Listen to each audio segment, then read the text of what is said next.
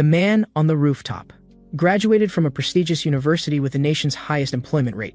However, his failed self contributed nothing to his alma mater. Realizing he lived in the country with the highest suicide rate, he decided to die. This man's name is Yi-Jae Choi, now 31 years old. 5 years after graduation, he remains unemployed. Unable to find work, he spends his days idly, obsessed with stock trading. The continuous market decline has left him penniless. When the landlord comes to collect rent, he can only hide in his room, not daring to make a sound. His mind filled only with thoughts of paying rent once he finds employment or the stock market rises. At this moment, his mother calls to ask him to attend his uncle's funeral. Due to his own failure to accomplish anything, and the elder's endless nagging, Yi-Jae Choi reluctantly attends the family funeral. Unable to tolerate the elder's condescending lectures and scolding, a fuck slips out in defiance, leading to an unpleasant parting. Just then, a message from a friend arrives on his phone. From his friend, he learns that June, his girlfriend of 6 years who broke up with him 3 months ago, is now preparing to marry someone else. June is an excellent girl who found employment right after graduation. She continued to believe in Yi-Jae Choi, who remained jobless despite submitting 800 resumes, and stayed by his side. Until 3 months ago, when June, looking at the man who remained unsuccessful, proposed breaking up, ending their 6-year relationship. So-called girlfriend is going to get married, but groom is not me. Returning home, Yi-Jae Choi mustered courage to call his ex-girlfriend, complaining that his girlfriend was materialistic, only to be retorted, "You useless loser who never tries to improve." After hanging up, he received news of another job interview failure. One terrible thing after another completely shattered Yi-Jae Choi's psychological defenses. Walking onto the rooftop, he felt his life had no value whatsoever, leaving a suicide note thinking death would end it all. At least death was something he could decide for himself. So he leaped from the downtown building. In the darkness, he heard a broadcast voice.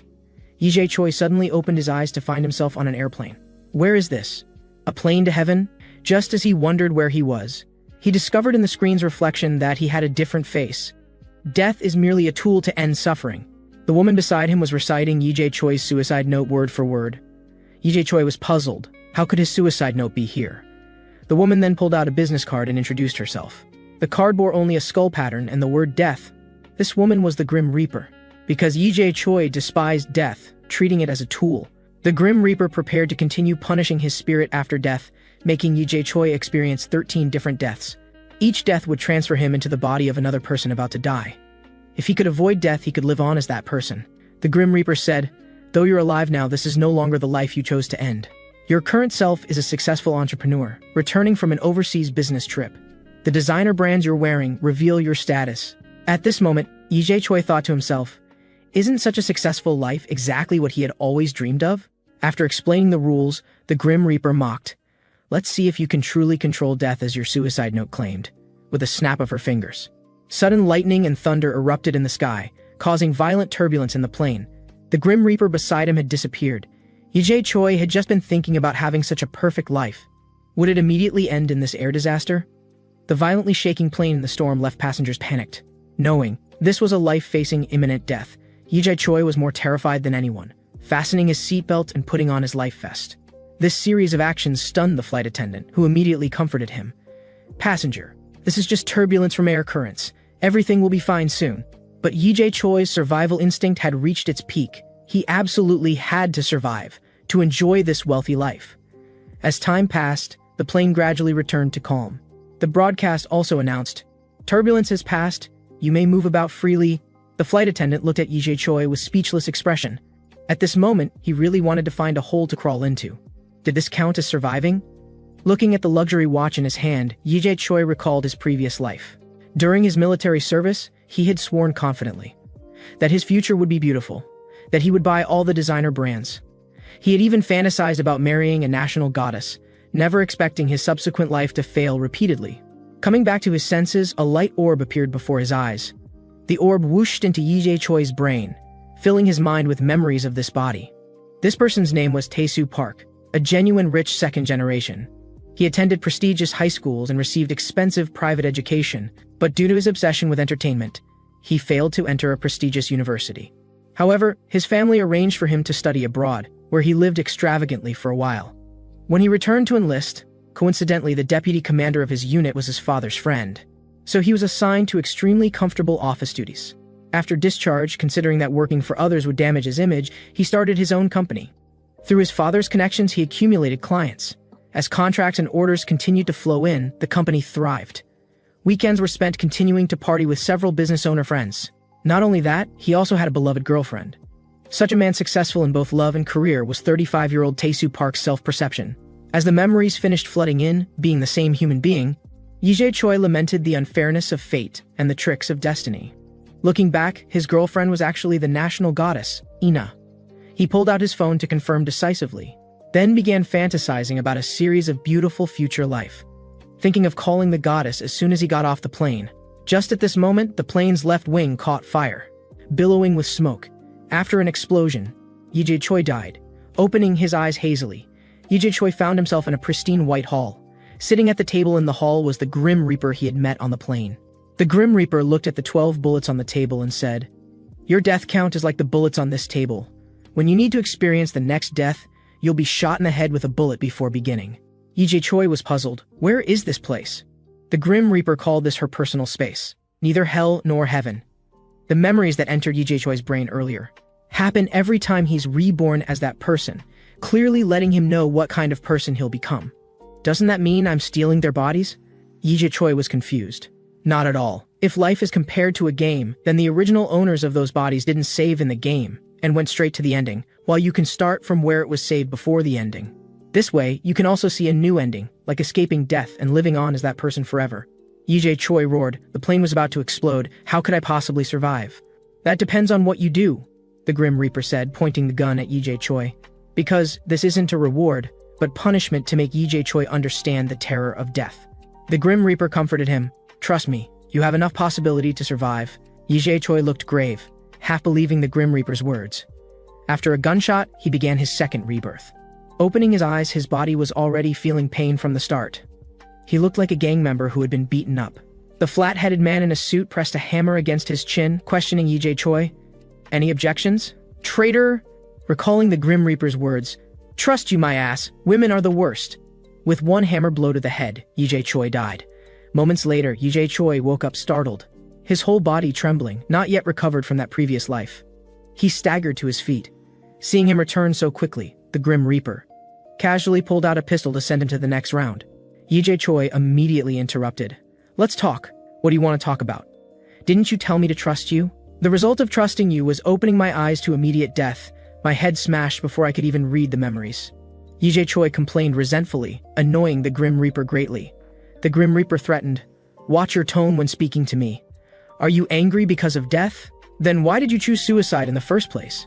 Lee Jae-choi recalled with a deathly pale face. He couldn't find employment. His remaining assets were depleted. His beloved left him. Feeling humiliated and ashamed, he chose death as escape. Hearing this, the Grim Reaper slapped him directly and cursed, choosing death just because of humiliation and shame. What a selfish person. However, to Lee Jae-choi, these were the most important things. Speaking, the Grim Reaper pressed the gun into Lee Jae-choi's mouth, telling him to find his own way to survive, instead of complaining here. Without waiting for Lee Jae-choi's reaction, the Grim Reaper pulled the trigger. With a splash of water, Lee Jae-choi felt coolness pouring down from his head. Someone had poured an entire carton of milk over his head. People around mocked, "Drink more milk during puberty to grow taller." Standing before him were a group of student-looking people. This time, Lee Jae-choi was reborn as a bullied student. The lead bully kicked Lee Jae-choi in the stomach, scolding him for not bringing money to hand over, causing their after-school activities to be cancelled. While speaking, he delivered another sidekick. The intense pain left this body paralyzed on the ground. The bully also threatened, "Next time you don't bring money, you'll get beaten again." During class, Lee Jae-choi observed his surroundings and learned. He was a middle school student bullied by delinquents. If he could just endure this time, he could survive, right? At this moment, a familiar light orb appeared before him. As it entered his brain, Lee Jae-choi learned. He was 15-year-old middle schooler Hyokjin, who considered school the most painful thing in the world. Though born into an ordinary family, his father worked hard to support his son through university, and his mother worked several jobs to supplement the family income. Hyokjin was the only child of this dual-income family. In kindergarten, he was very popular. In elementary school, he also had good relationships with classmates. Problems arose in middle school. His considerate and cautious personality, originally a virtue, became a flaw, because his current classmates were selfish and self-serving, never self-reflecting but considering bullying others their advantage. The gentle and kind Hyokjin naturally became a target for bullying, followed by demands for money, physical violence, and psychological abuse. At this time, Hyokjin only thought middle school was like hell. After understanding the memories, Yi Choi wondered, would he die from bullying like in the news? Looking at the textbooks on the desk, he suddenly realized he was now a middle school student. If he started studying hard from now, wouldn't getting into a prestigious university put his life on track? He should study harder, maybe medicine or law. This would completely change his life. Lost in future fantasies, Yi Choi daydreamed. During break time, Yi Choi, reborn as Hyokjin, confronted the bully who had been picking on him, lifting a chair and striking him hard on the head. Recalling the Grim Reaper's words about finding his own way to survive, these were just middle schoolers. Dealing with them should be easy. The bully cowered in the corner, trembling. Without waiting for his reaction, Yi Choi grabbed the chair again, channeling all his life's frustrations into angry strength, smashing it mercilessly on this idiot. The always weak, good boy Hyokjin had actually taken down the bully in just a few moves, causing classmates to gossip. After teaching him a lesson, Hyokjin threw the chair aside, frightening the bully into cowering like a turtle. He also declared boldly, "Don't mess with me anymore, got it?" Junsong Han? How strange. He didn't know his name, but the moment he called it, he remembered. Hyokjin, as a 30-something failed man who jumped off a building due to unemployment reborn, saw only a middle school brat before him. Just as Yi Choi felt proud that this life was secure, he was called from behind. Behind him were Junsong Han's two lackeys. Hyokjin's lips curved slightly upward. He thought middle schoolers were easy to handle, throwing a punch at his opponent. Unexpectedly, he was grabbed by the throat by the squinty-eyed Hyunsu Baek, then heavily thrown to the ground, followed by several kicks. Even though they were middle schoolers, the physical difference was too great. There was no way to win. At this time, Hyunsu Baek ordered another lackey to call Junsong Han over. Junsong Han came panting, his anger at its peak. He delivered a straight punch to Hyokjin's abdomen, shouting, "Sneak attacking with a chair! Despicable and shameless!" Surrounding classmates knew full well that in the situation then, Junsong Han didn't seem to be Hyokjin's match. To save face, just as Junsong Han was about to continue beating Hyokjin, Hyunsu Baek stopped him, simply because class was about to start, persuading Junsong Han to stop. Only then did he cease, warning, "I'll come find you trouble after school." In class, his mind was full of how to handle the after-school situation. Dealing with him alone wouldn't be a problem. Mainly those two lackeys were a bit difficult. Just as he hesitated whether to tell the teacher, suddenly a memory flooded into his mind. Hyokjin had told teachers before, but cunning Junsong Han pretended to make peace with him, then beat him up again behind the scenes. All day, Hyokjin was on edge, unable to focus on studying. In a flash, school was over, and again came the moment of being intercepted. Several people pushed Hyokjin into a corner. Junsong Han punched and kicked, threatening to break Hyokjin's legs. Hyokjin was actually quite speechless inside, thinking, with this little strength, you want to break my legs? If it weren't for that guy behind you, trash like you I could handle in minutes. Just then, a sweet voice came from the doorway. Junsong Han responded, "Oh, it's Minji. Wait till I finish dealing with this kid, then I'll come." But she urged, "Didn't we agree to go to KTV today? Everyone's waiting." Hearing this, Junsong Han finally stopped and shouted, "I'll deal with Hyokjin tomorrow." It was also thanks to this Minji that Hyokjin managed to escape today. Wait, could this girl have done this on purpose to help me out? With this thought, he looked directly at the girl. Minji Park, however, said in a contemptuous tone, "What are you looking at? Waste." Indeed, how could there be kind-hearted delinquent girls in reality? On Yi Choi's way home, a speeding truck came driving toward this direction. Could the cause of death in this life be a traffic accident? Fortunately, the car braked. It seemed it wasn't a traffic accident. Then what would be the cause? Yi Choi's mood became strange. He actually walked into someone else's home so naturally. The interior layout looked very ordinary. Apparently not a wealthy family. While flipping through books, Yi Choi saw a blue notebook in the drawer. He browsed through its contents. It was filled with guilt about lying to parents for money due to being bullied and extorted. It turned out to be a diary, all about daily bullying incidents. He flipped to the last page, covered with knife-like carved words, all expressing despair about life. Could it be that the cause of his death was himself? Looking at the delicious meal on the table and this harmonious family atmosphere, Yi Choi was deeply moved. But after all, these were someone else's parents. Turning around, he felt awkward, recalling his original life. Since his father died early, only his mother raised him alone. The dishes his mother brought now couldn't help but make Yi Choi feel maternal warmth. Unfortunately, the original owner of this body, Hyokjin, chose suicide. How heartbroken his parents would be if they knew their son made such a terrible decision. But hadn't Yi Choi done the same thing, abandoning his mother? He didn't know his mother's current situation. Yi Choi thought that useless him was dispensable anyway, so he stopped thinking about it. In this life, He just needed to find a way to live well. Knowing the cause of death was suicide, as long as his will was strong enough, he could prevent this from happening. Moreover, those guys who made Hyokjin suffer unbearably, he would definitely teach them a good lesson.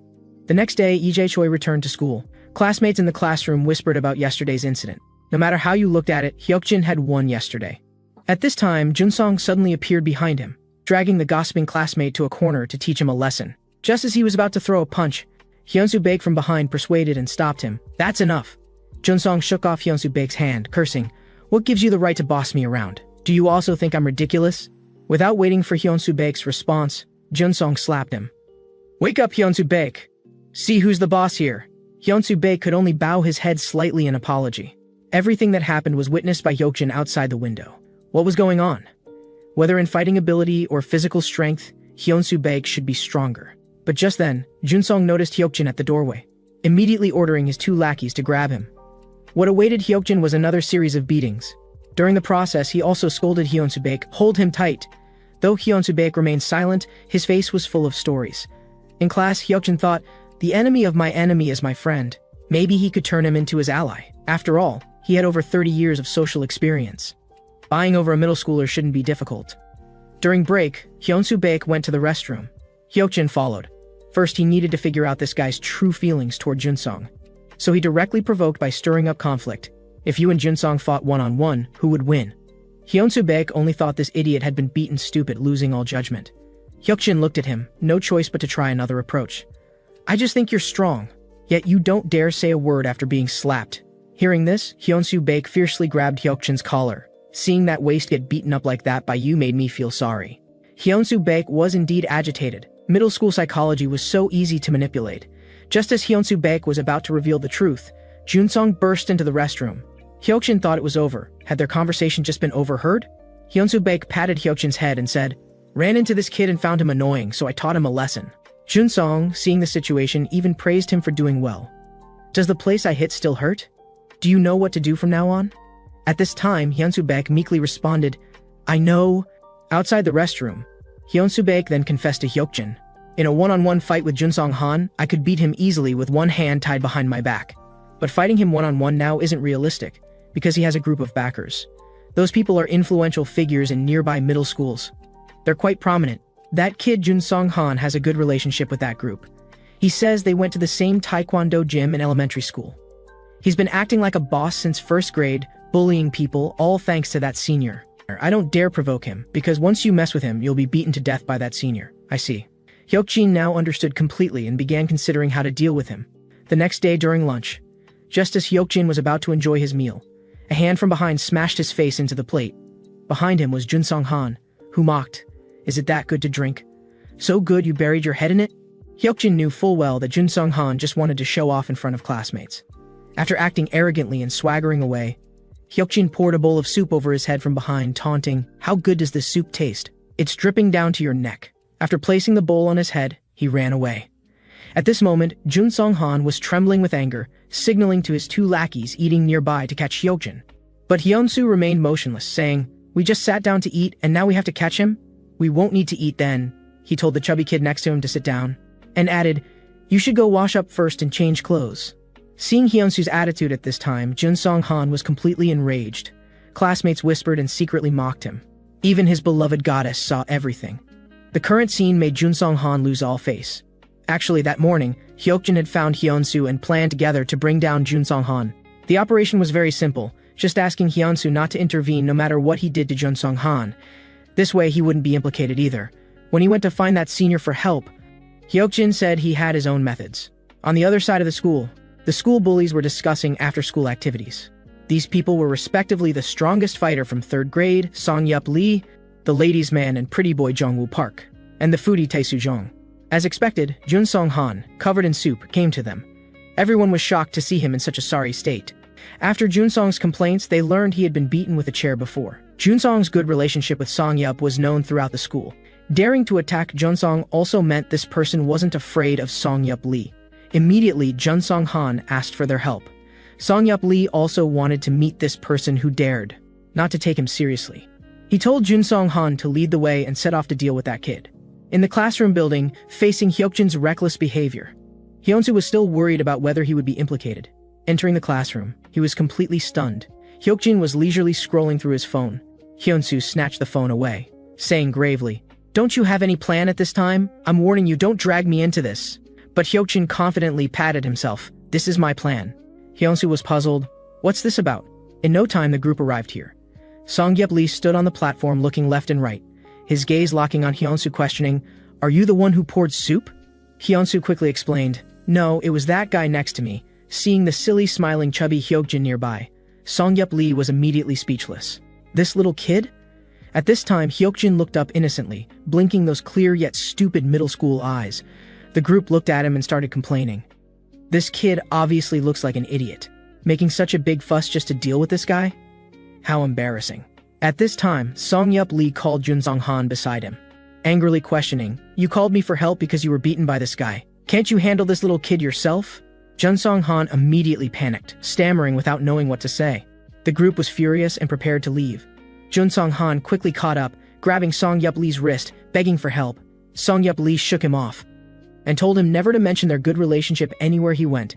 He couldn't afford to lose face like this, leaving Junsong sitting alone. Indeed, the more delinquent the punk, the more they like talking about friendship and forming cliques. What they value most is momentum. A group of so-called brothers together just to look impressive, not for friendship. So anyone who hinders their momentum will only be abandoned. Especially dealing with weak people like Hyokjin. In their eyes, this has nothing to do with momentum. Unable to even handle someone like Hyokjin, Junsong Han was naturally useless. Thinking this, Hyokjin approached Junsong to taunt him. Just as Junsong Han angrily swung at Hyokjin, Hyunsu appeared, blocking in front. He stood with one hand in his pocket, the other raised and ready to strike. A big slap landed squarely on Junsong Han's face. After being spun 360 degrees, Junsong fell to the ground trembling.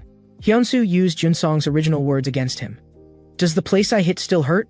Do you know what to do from now on?" At this time, Junsong was speechless. The former class bully began his downfall from here. And in this life, Hyokjin's cause of death also disappeared. Now Yije Choi finally achieved peace of mind in his multiple rebirths. A few days later, Hyokjin began planning for the rest of his life. Since that day, no one dared to mess with him anymore. Maybe it was because they saw how he fought with Junsong Han that day. Or maybe because Hyunsu and Hyokjin's relationship became particularly friendly. But Hyokjin didn't want to get too close to him. After all, he was just a delinquent student, and delinquent students were delinquent students regardless of good or bad. He was ultimately a perpetrator of school violence, just happening to help a bit in teaching Junsong Han a lesson. At the same time, he didn't want to get too close to other classmates either, because when Hyokjin was being bullied, they chose to stand by and watch. When at school, you feel school is the entire universe. But when you grow up, you realize student days are just a brief moment in life. On the other side, the fallen Junsong Han was going downstairs when he ran into his nemesis Hyunsu. At this time, Junsong Han was like a rat crossing the street, timid and cautious. Hyunsu also mocked, "What an idiot. But that kid, after being abandoned by us, has been going around alone, like air. How could someone with his character have friends? But that idiot just grits his teeth and pretends not to hear. What a waste." During break time, Junsong Han, sitting alone on the playground, happened to see the goddess Minji nearby. Just as he was about to greet her, he discovered Jongwoo Park appearing beside her. The two looked at each other affectionately. Junsong Han was stunned. The goddess was actually dating someone else. At this time, Minji glanced over here. Like looking at livestock, she snorted coldly, "Loser." At this moment, Junsong Han seemed to have lost everything. That evening, Hyokjin was exercising as usual, fantasizing about developing both morally and physically to welcome the future. At this time, Junsong Han appeared behind him, reeking of alcohol, mumbling incoherently, "It's all because of you. It's all because of you." Hyokjin, seeing his pathetic state, responded, "That's what you deserve. Do you understand? What an idiot. This guy is still causing trouble even now. Back in the familiar old place. Everything happened too suddenly. Was he really killed by that madman? Others were tortured by him to the point of wanting to die, and he killed someone over this little grievance." Yije Choi was so angry he stamped his feet. Coming to his senses, he asked the Grim Reaper, "Wasn't Hyokjin's real cause of death suicide?" The Grim Reaper disdained to tell him. Yije Choi then believed that after he discovered the suicide cause and successfully avoided it, he was killed by the Grim Reaper's manipulation. Therefore, he flew into a rage, thinking the Grim Reaper wanted to torture him. "Just act according to your mood, why lie?" Hearing this, the Grim Reaper punched Yije Choi in the face, even grabbing his hair and kicking him away. She stepped on Yije Choi's face and said, "First, I never lie. Second, if you're rude again, I'll tear your face apart." Yi Choi had to comply submissively, not daring to speak. The Grim Reaper then made an exception to explain the reason. Hyokjin's original death was indeed suicide, but the reason he later encountered that kind of death wasn't the Grim Reaper's intervention, but the butterfly effect brought about by his actions. Yi Choi never expected that despite trying so hard, this would still be the result. His choices also turned Jun Song-han into a murderer. Hyokjin's parents ultimately had to face their son's death. Thinking of this, he couldn't help but recall that his own mother was also experiencing this pain. Immediately, the Grim Reaper pulled out her pistol. She seemed to be saying to Yi Choi in a comforting tone, "The survival rate for what's coming is still quite high. Saying such discouraging things now is meaningless." The timid Yi Choi prayed for a more peaceful life.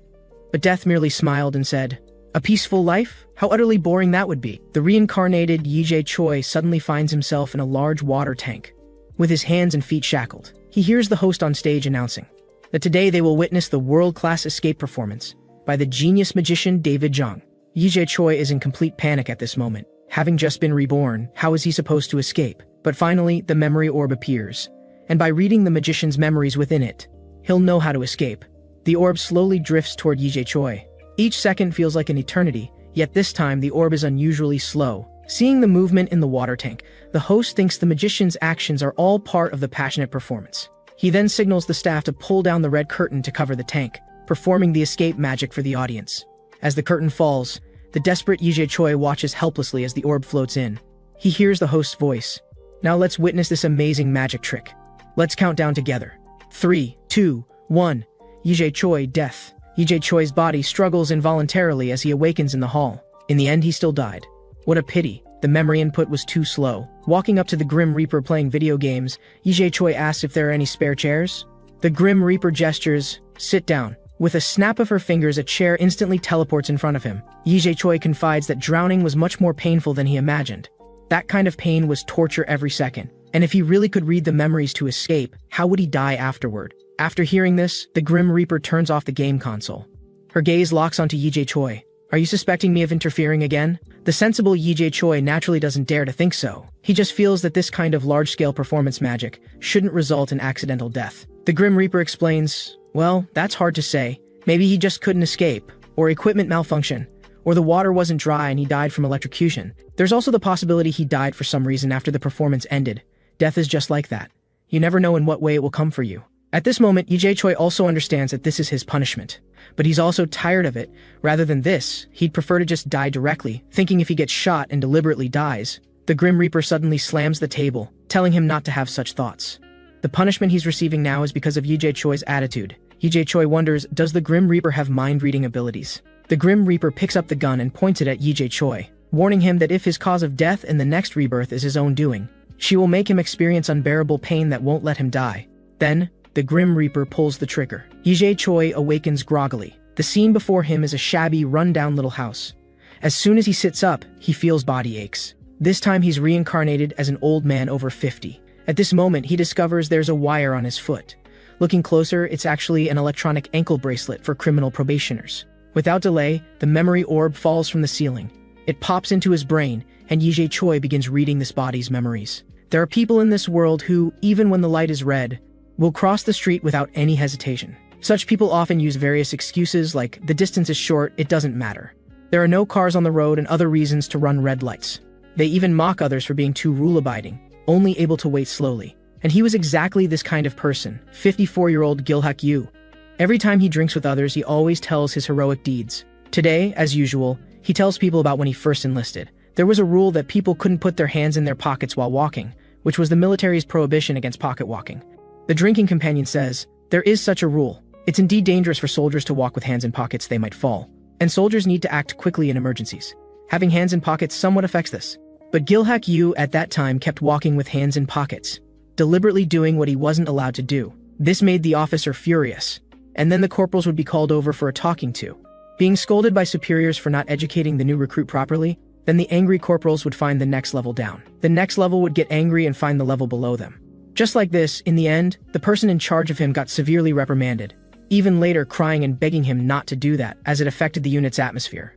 However, Gil-hak Yu didn't care about others at all, still going his own way. He only felt that not being constrained by rules, causing trouble for others was something to be proud of. Hearing this, the person at the same table scolded him. At your age, You still have no sense of shame. People ignore you not because they're afraid of you, but because they don't want to get involved with you. It's because of this attitude that you've become such a mess now. At this point, Gilhak Yu couldn't stand hearing this person talk, so he directly grabbed a bottle and injured the other person. He was also arrested for intentional assault. However, due to alcoholism and admitting his mistake, he was given probation after reaching a settlement. But actually, he had no remorse at all. To him, probation was actually like a medal. This medal meant he could go his own way and not follow rules set by others. One day, he drank a lot again, complaining that his life had no money and no wife. At this time, a woman passed by him. So Gilhak Yu developed evil thoughts. And just like that, this monster became a cruel sexual predator and was imprisoned. Soon after the incident, his cruel methods and shameless attitude after being caught made everyone angry. During the trial, he received a reduced sentence due to alcoholism, which further angered the public. While he was serving a sentence in prison, people in society continued to oppose his release, and public anger never subsided. And not long ago, after completing his 11-year sentence, he was released. These are the memories of this monster. Yi-Jae Choi, reincarnated as such a devil, wishes he could die immediately, but the Grim Reaper warned him not to commit suicide. If he doesn't listen to her, Yi-Jae Choi might face an even worse situation. He thinks, since he's going to die soon anyway, might as well just lie flat. But what would this person's cause of death be? Unable to bear this body's hunger, he thinks starving to death is too painful. Better eat something first. Yi-Jae Choi opens the refrigerator, but it's completely empty. Didn't this guy eat anything in his previous life? This trash person's life is so inhuman. Not knowing if he has money, he checks his wallet and only finds $2.50. But there's a credit card that can be used. Yi-Jae Choi thinks, since I'll die sooner or later, I don't need to pay back the credit card, might as well use it directly. Getting dressed, he prepares to go out, but finds the electronic ankle bracelet on his foot extremely conspicuous. But he has no choice. He can only take the communication phone required by police and go out. Just after walking a short distance, the phone rings with a loud ringtone. Gilhak Yu answers the phone, only to hear a staff member shouting loudly, "You've entered a restricted area, you need to leave immediately." He looks up. There's a kindergarten nearby. He has no choice but to comply and turn to walk in another direction. After just 2 steps, the phone rings again. This is really uncomfortable, Yi-Jae Choi complains. But there's no choice. For such scum, such restrictions are indeed necessary. But he thinks this isn't a mistake he made, yet he has to suffer this punishment. He feels wronged inside. This must be the punishment arranged by the Grim Reaper. So he can only walk to a nearby convenience store to find some food. As soon as he enters the store, the clerk sees it's Gilhak Yu, and his face immediately darkens. Unpleasant curses directly escape his mouth. Yi-Jae Choi is startled and can only carefully pick food on the side. That's right, he's a sexual predator. His identity information must be disclosed to surrounding people. Being such a notorious person, he's bound to be universally condemned. With an uneasy heart, he buys his things and leaves the convenience store, only to bump into a young man head-on. Yi-Jae Choi just turns to apologize, but sees the other person's gaze fixed on him. "Uncle, you're Gilhak Yu, right?" the bald young man asks. Yi-Jae Choi sees the iron rod in his hand and knows his intentions aren't good, so he quickly denies his identity. The young man confirms and immediately calls his companions to come over. Yi-Jae Choi doesn't understand, only hearing the young man say, he posted something. If fans liked it more than 10,000 times, he would do what the post requested. However, the post about dealing with Gilhak Yu quickly got 10,000 likes. Now it's time to deliver on the promise. Yi-Jae Choi thinks, although he's seen many posts about killing criminals before, he didn't expect someone would actually do it. In this situation, running away is naturally the best option. But as he takes a few steps, a masked man appears in front of him. It turns out they had arranged to fulfill the promise to netizens together. "Are you Gilhak Yu? Looks like our hunt was successful." The 2 young men seem to have 100 ways to deal with Gilhak Yu. Then they take him to an abandoned building. A label symbolizing response to the post is stuck on Gilhak Yu's chest. The bald guy spits a thick glob of phlegm directly onto Gilhak Yu's face. The other masked man is filming with his phone. Looking at his work, feeling something is missing. He thinks of adding some excitement, planning to beat Gilhak Yu badly or make him bleed. This way, netizens' reaction would definitely explode. Saying this, he walks up to Gilhak Yu. He questions, "Are you scared now?" Those victims you assaulted felt the same terror. Yi-Jae Choi is speechless. Although he's not Gilhak Yu, the original owner of this body did commit heinous acts. He thinks, maybe he'll die here today. As the stick comes down, Yi-Jae Choi collapses to the ground. Then he's hit several more times. But just then, a man picks up a wooden stick and knocks down the filming masked man with one blow. When the bald man finishes dealing with Gilhak Yu and turns around, he finds his companion already lying on the ground. Standing in front of him is a man in sportswear. The man looks at the pile of photos of revenge against Gilhak Yu on the phone and deletes them. Seeing all their work wasted, the bald man swings the iron rod at the other person. But the man catches the iron rod with his bare hands. Then he snatches the iron rod and threatens, "Do you dare to kill me?" The bald guy, intimidated by the other's powerful strength, stands there trembling. The beaten Yi Choi still doesn't understand what's happening in front of him. Yi Choi, who had wanted to end this life like this, encountered a hero who seemed to fight crime. Feeling there's still some warmth and justice in this world, Yi Choi can't help but shed tears. The sportsman cares about the uncle's physical condition. Then he ties up the two internet celebrity young men and warns them not to tell anyone about today's events, or he'll post their current humiliation online. He hands the iron rod to Gil-hak-yu, saying, "Uncle, don't you want to deal with them? Hit them back just like they did?" Gil-hak-yu quickly waves his hands, refusing, feeling that would be too cruel. Seeing him like this, the sportsman lets it go. Then he takes Gil-hak-yu home together. Yi Choi looks at the man in front of him, thinking, this guy is handsome and can fight so well, completely different from the worthless Yi Choi. He wonders why the young man would save him. The man says actually when he just arrived at the building, he happened to see him being taken away by two people. Feeling something was wrong, he followed. So he saw everything that happened. Gil-hak-yu looks at his conspicuous ankle bracelet and asks, "Do you know who I am?" The man had already learned from the bald guys that Gil-hak-yu is a sexual predator. But being beaten and previous crimes are two different things. If you see someone in danger and don't help, that's no different from committing a crime. The sportsman thinks people like this uncle should be given a chance to reform. If he can turn over a new leaf, that would be best. Thinking this way, Yi Choi sighs in his heart that the man in front of him is full of justice. Indeed, not the same type of person as me.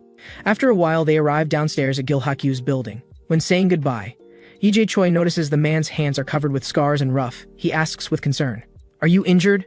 The man says, "Don't worry, it's just a small problem." After parting, the man looks at his own hands, lost in thought. On the other side, in the abandoned building, the two young men can't break free from the ropes no matter how hard they struggle. Looking at this binding method, it's like expert work. Hearing a sound, they turn back, and that sportswear man has returned here. The man picks up the iron rod nearby, saying, "I don't like tying people up or being tied up. But between hitting people and being hit, I prefer hitting people, and I really like it."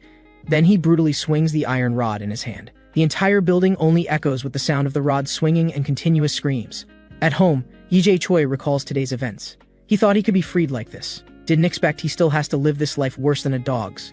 But the pain from being beaten was too terrible.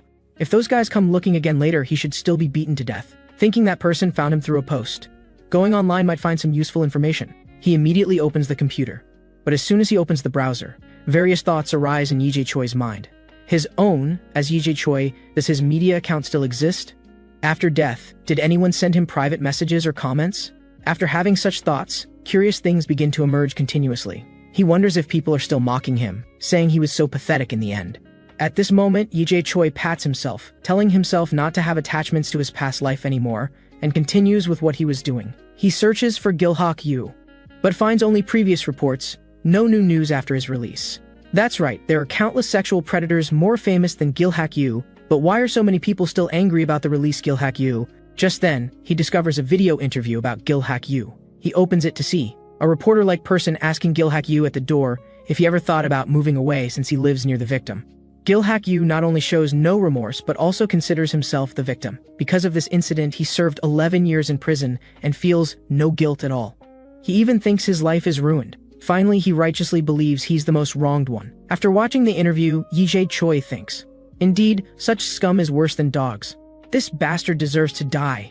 Whether out of inner justice or disgust with his own life, Yi Choi prepares to hang himself to end his life. Even though the Grim Reaper warned him not to commit suicide, no matter what, he will find ways to die rather than be tortured in another life. Then he kicks the chair away with both feet.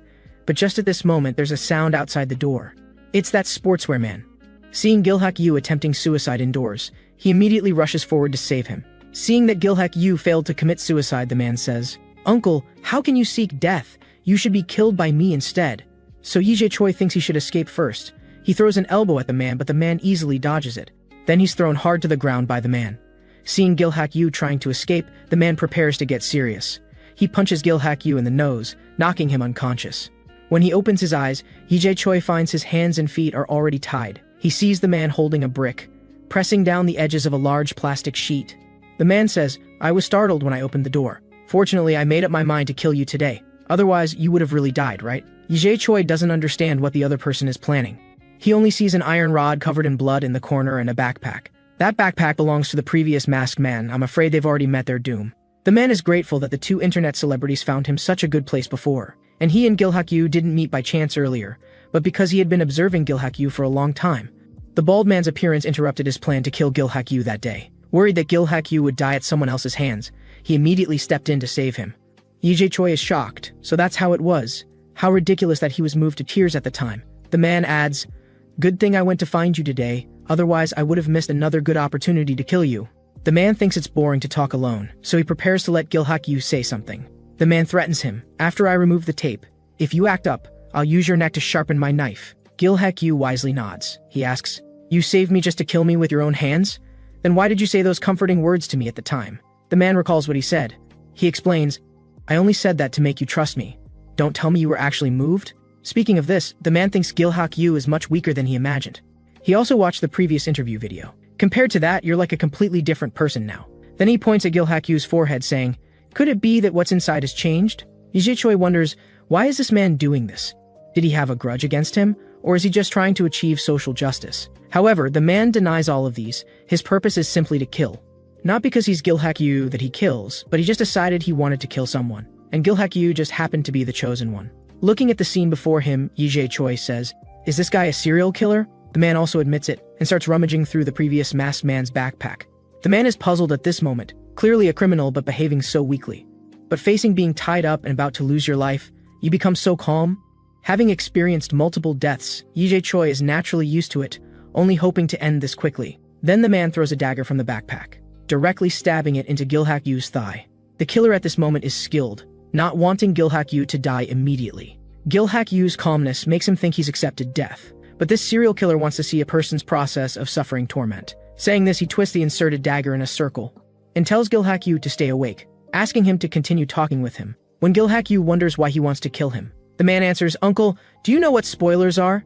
It's when people online often write spoiler posts, directly revealing the ending in video comments. However, this operation lowers people's expectations for a film or TV work, thus affecting people's emotions. These people have a desire to change others' emotions. I call this the artist's desire. And uncle, you are my blockbuster.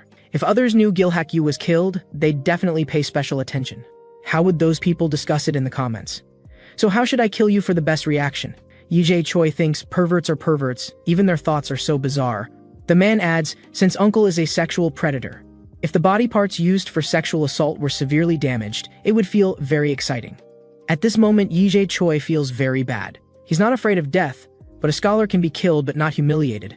Yi Choi thinks about biting his tongue to end this life, but the man covers his mouth with one hand. The man says, "Uncle, biting your tongue won't kill you. Wait a bit longer, I'll take good care of you." However, what awaits Yi Choi is prolonged inhumane brutality. Finally, Yi Choi, death. Having been tortured in every way, Yi Choi's heart has collapsed to the extreme. Looking at the Grim Reaper leisurely playing games in front of him, he rushes forward and immediately pushes her to the ground, roaring, "Stop this fucking nonsense!" He complains, "I just wanted to understand my own life. What kind of heinous crime was that? To suffer such torture? Is this to make him understand the preciousness of life? For teaching or judgment?" However, hearing this, the Grim Reaper laughs contemptuously. In the blink of an eye, she teleports behind him. The Grim Reaper says, "I made it clear from the beginning. I am not a deity, nor am I a messenger from the underworld, but an incarnation of the concept of death. Just because Yi Choi belittled me in his suicide note. That's why I'm so angry and decided to punish Yi Choi. This is not judgment either. The ones who judge human sins are others. Their punishments are several times more terrifying than what's here. Everything Yi Choi is experiencing now is just because he angered the Grim Reaper. Punishment in her personal name against him." Yi Choi thinks, isn't this bullying honest people? He's definitely not the only one who wrote suicide notes like this. Indeed, all suicide notes eventually reach the Grim Reaper. Like Santa Claus receiving children's wish lists. But she's not as merciful as Santa Claus. She checks each suicide note. She only grabs a handful to look at, and she happened to see Yi Choi's suicide note, and the content was exactly what made the Grim Reaper angry. So Yi Choi is just unlucky mama opening the door for little unlucky. Unlucky all the way home. Yi Choi is indignant. He's not the one who made mistakes. Aren't murderers more guilty? However, the Grim Reaper asks him to examine his conscience.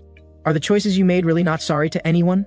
At this moment, his mother's kind face appears in Yi Choi's mind. Then the Grim Reaper takes out the pistol again, making him pay an unforgettable price for despising death. Just as the Grim Reaper is about to shoot, Yi Choi plops down and kneels in front of the Grim Reaper, constantly apologizing and begging to end all this. But the Grim Reaper won't pity him. She asks back, after dying so many times, "Don't you understand that death cannot be controlled?" Knowing this would be the result, Yi Choi changes his attitude, telling her to stop wasting time and shoot quickly. Since this isn't judgment for Yi Choi or asking him to atone, he thinks there's no need to accept it devoutly. Seeing Yi Choi's unusual disrespect makes the Grim Reaper find it even more interesting. Then she pulls the trigger. When Yi Choi opens his eyes again, before him are a computer and recording equipment. Has he reincarnated as a streamer? Looking at himself on the screen, he realizes he's currently live streaming. A bunch of netizen messages pop up in real time in the chat. Just then, the orb appears and enters his brain, beginning to input memories. This person is a 31-year-old streamer with the username Lazy Kim. During his student days, he was extremely ordinary, not good at sports, grades neither good nor bad. However, he was confident in one thing, his humor. No matter where he went, he could make people laugh. Whether in middle school, high school, college, or even in the military, everyone thought he was an interesting person. But this didn't bring him substantial advantages. Instead, it made people think he was a joke. In various activities, he only served as comic relief. This made him feel like a clown. After graduation, when looking for jobs, this advantage didn't help at all.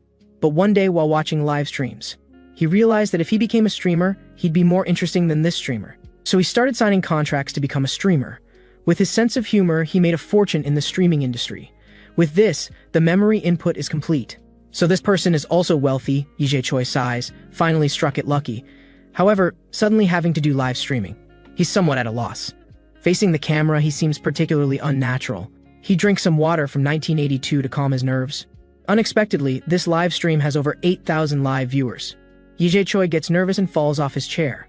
After stumbling to his feet, he sees the chat full of laughter. The audience all thinks it's a new program effect. However, having people laugh for him, Yi Choi feels a sense of superiority in his heart.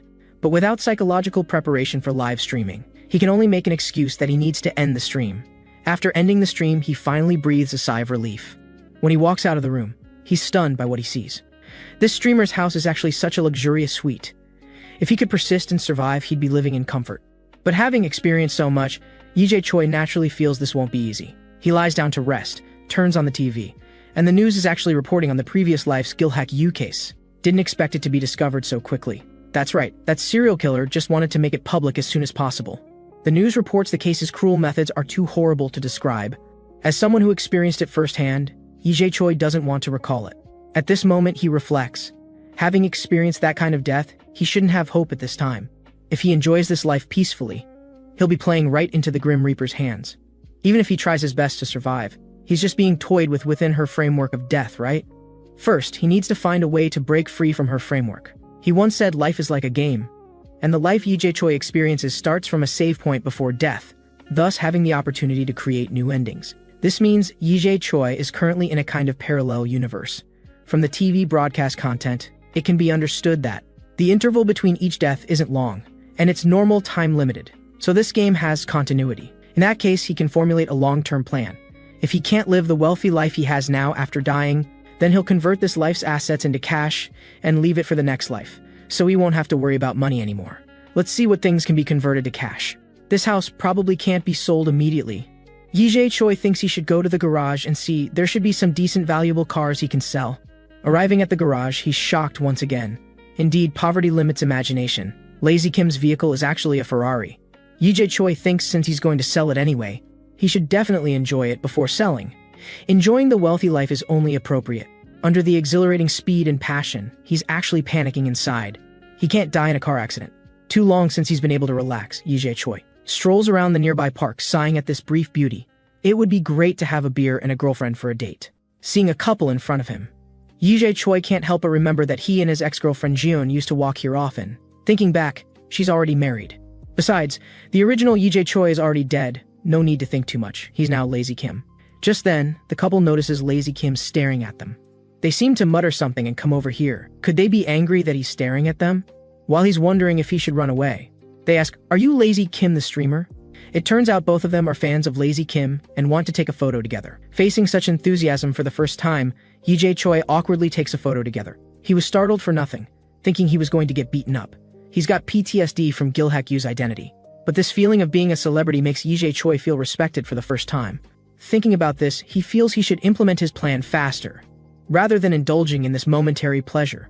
The next day, Yi Choi obtained 1.4 billion Korean won in cash through selling.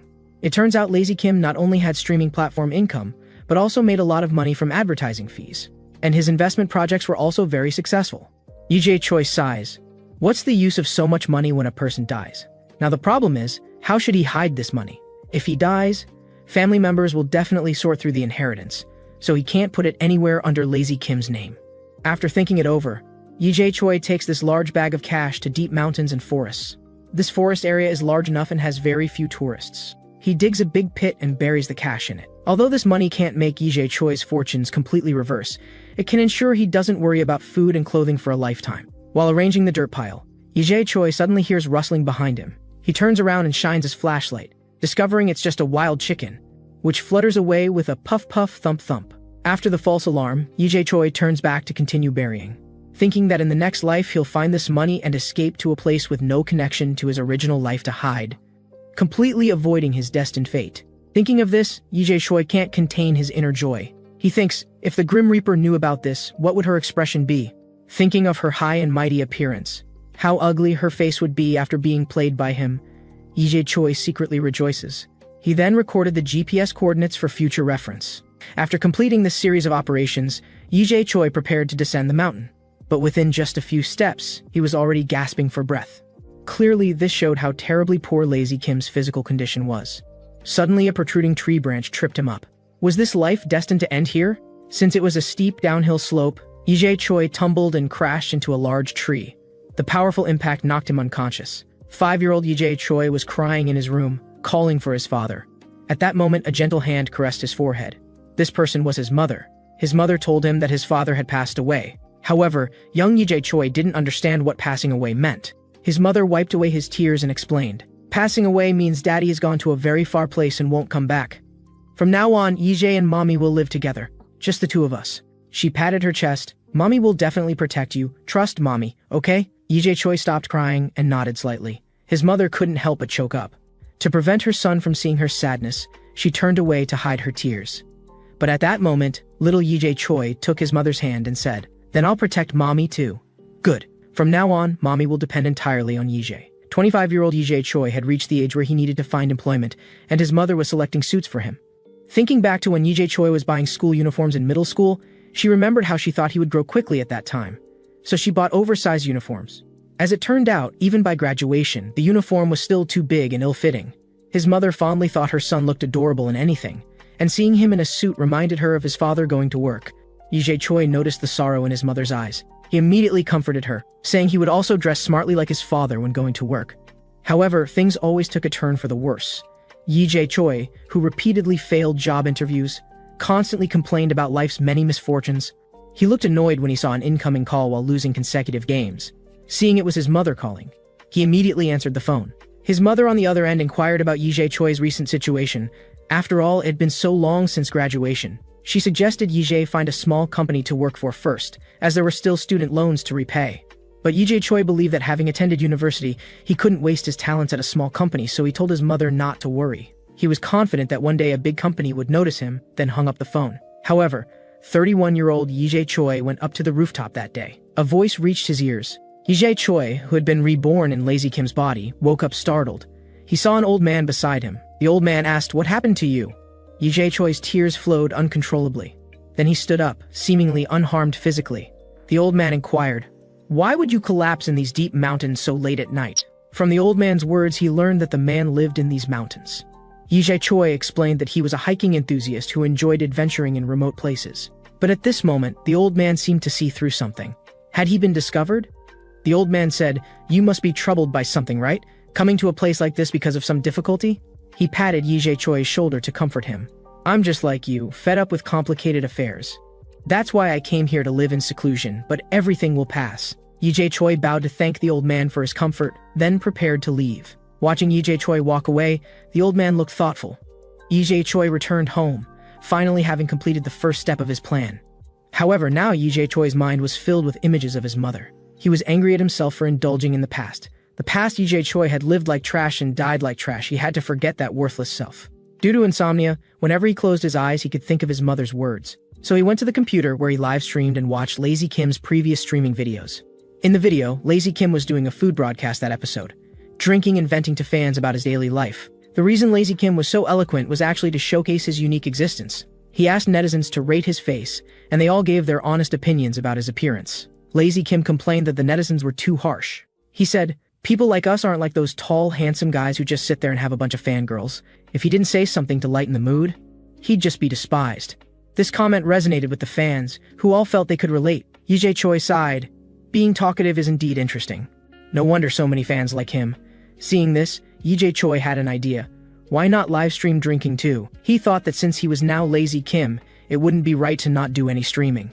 So he started livestreaming. As soon as he went online, viewers immediately flocked in. Yee Choi appeared somewhat awkward in the stream, saying he'd been having a rough time lately and wanted a drink. He raised his glass toward the netizens. The scene was somewhat embarrassing. He felt weird mimicking someone else's speech patterns. However, at this moment, the caring words from his fan friends made Yee Choi feel incredibly warm, so he raised his glass to toast with the fans. Everyone's goodwill transmitted through the screen made Yee Choi seem to forget his past pain. Ironically, he even forgot that he was about to die. Yee Choi woke up in the Hall of Death, still confused. This life had ended just like that. Seeing him return so soon, the death god mocked. "Looking at how confident you were before, I thought you could last longer this time." Yee Choi recalled his previous life. Indeed, from the day he started streaming, he had been completely absorbed in it. Simply because it was the first time in his life he had received unconditional praise from others. Having experienced multiple deaths left him physically and mentally exhausted, and the spiritual comfort he now received was exactly what he needed. But the more interaction during the streams, the more obvious the loneliness became after they ended. The silence after streaming ended was unbearable for him. In that silence with closed eyes, only sad and painful memories constantly surfaced, and most of the memories were about his mother. So Yee Choi simply used all his sleeping time for streaming, and just like that, he streamed for 7 days and nights straight. Although he literally died from exhaustion, that period made him feel at peace. He forgot all the misfortunes, even forgot about this woman's existence. At this moment, the death god said, "Now you know your cause of death, right?" The original owner of this body, Lazy Kim, was already in poor health and sitting in front of the computer for long periods while neglecting self-care. Led to various cardiovascular diseases, nutritional imbalances, lack of exercise, and other problems. Although he no longer had the stable, wealthy life of his previous existence, Yee Choi felt no panic at all. After all, the 1.4 billion hidden in his plan was enough for him to live peacefully in the next life. With that, the death god pulled out a gun. She was speechless at his stupid way of dying this time. However, Yee Choi also wondered whether the death god knew about his plan, but it didn't matter anyway. Even if she knew, there was no way to stop it. Looking at Yee Choi snickering there, the death god was displeased. Yee Choi just needed to follow the plan to escape the death god's game, and then he could laugh to his heart's content. After the gunshot, Yee Choi woke up. He found himself in a solitary confinement cell in prison. Fine, so this is how we're playing? Just then, the door opened. He thought he was being released so quickly, but it turned out he was just being moved from solitary back to the original dormitory. This meant there were other inmates in the original dormitory. In this place full of criminals, Yee Choi was scared just thinking about it. Sure enough, when he got to the dormitory, he saw a group of criminal roommates. Since the memory orb hadn't appeared yet, Yee Choi didn't understand the current situation and didn't dare act rashly. Just then, an inmate walking in from outside shocked Yee Choi. It was actually his former bully, Jun Song Han. Jun Song Han seemed to provoke Yee Choi when he got to the dormitory, saying, "Out already! Better fix that temper of yours from now on." Turning to face the murderer from his previous life, Yee Choi naturally felt a surge of anger. He punched Jun Song Han, sending him flying. Before Jun Song Han could react, he followed up with a flying kick. Yee Choi thought, regardless of the current situation, seeing this guy meant beating him up first. But at this moment, the cellmates came forward to stop him. "What if he kills you?" Yee Choi, still angry, was confused. What did they mean by "he kills you"? Just then, the memory orb appeared. It entered Yee Choi's brain, and he began reading the memories. It turned out this person was called Taesang Cho, whose father had excellent physique and physical qualities. But instead of working to earn money, he spent his days drinking and fighting. His mother married this lazy and hot-tempered father, and had to maintain the household through her own business. Taesang grew up in this family environment. When Taesang was still young, his father died after drinking and fighting with others, accidentally falling off a ledge. Taesang resented such a father. His mother suffered because of him, and as a son, he never felt fatherly love.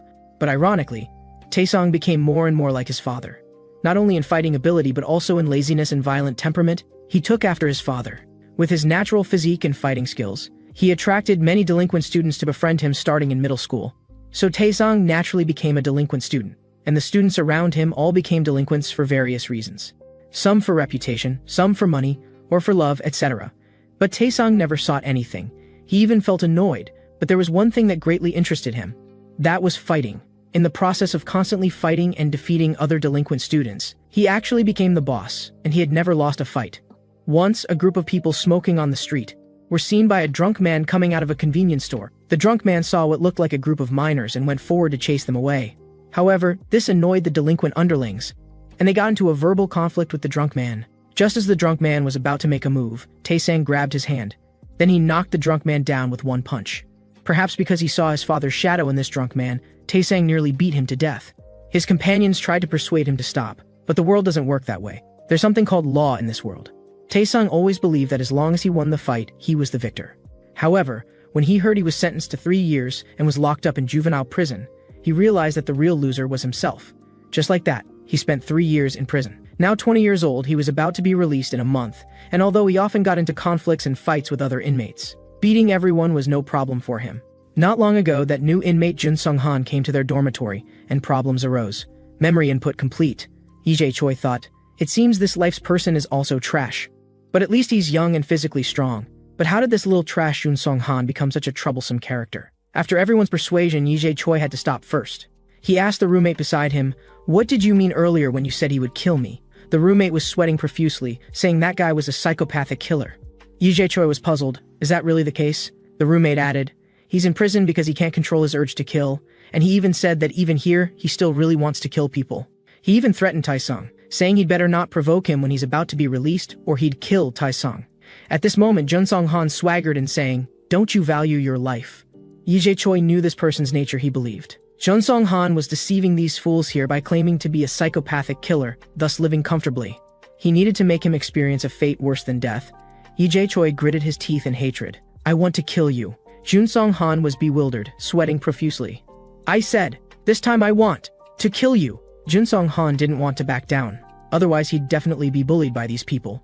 He continued threatening, Taesung, did you forget I'm here for murder? I've been feeling itchy these past few days. Are you begging me to kill you? Lee Choi wasn't buying this act, so he revealed all the experiences from that time. Jun Sung-han relied on his big brother's backing to bully classmates, but was beaten up by that classmate instead, and was eventually abandoned by other delinquent students. Later, he ambushed that classmate with a brick, killed that classmate, and was still here pretending to be a psychotic killer.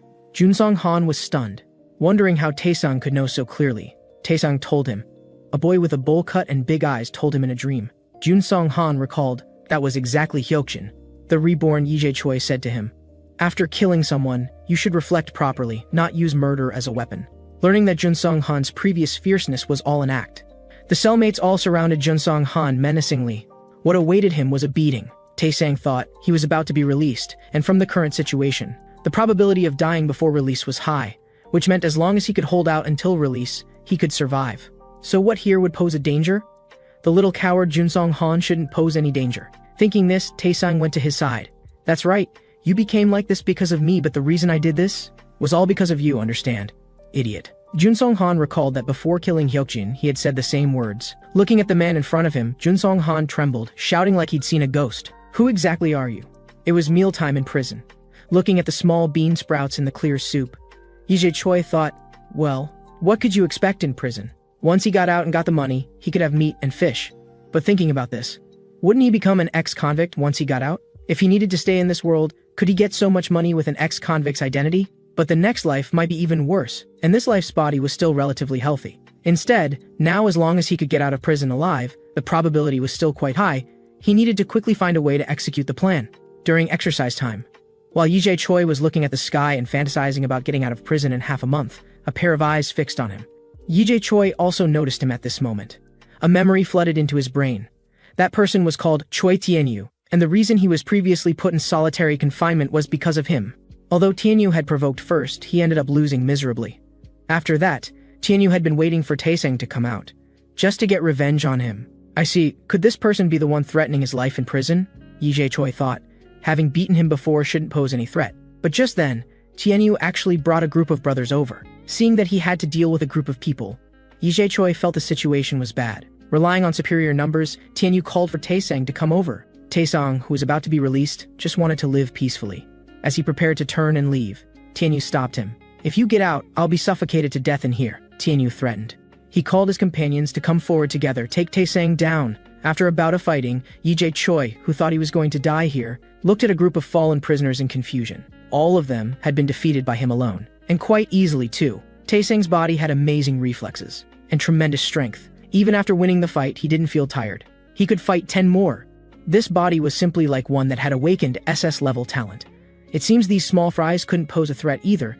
Yi Choi thought about how many times he had been reborn. He believed he might never encounter such a powerful body again in the future. So he decided on this life. Yi Choi must use this body to get the money and then live healthily. Yi Choi, reborn as Taesong, spread his arms wide, wanting to embrace this world.